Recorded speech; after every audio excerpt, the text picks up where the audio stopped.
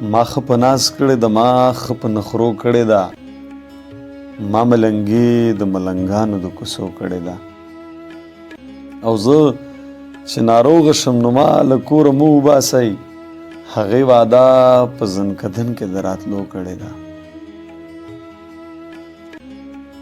او په آخرت کې یو سړی به موږ ته ګوته نیسي، وایي به دوی زندګي ټوله په ودو کړې ده. او هغه دې راغله، دا دې لاړه، دا دې خاورې هم شوه، د ژوند کیسه چا هوښیار څومره په لنډو کړې ده. او ما و جانان څومره په ځای باندې پښتو ماته کړه، ما و جانان څومره په ځای باندې پښتو کړې ده. او منصوره څوک چې مینه پیژني او ژوند پیژني، ما د هغو سره خبره د هغو کړې ده.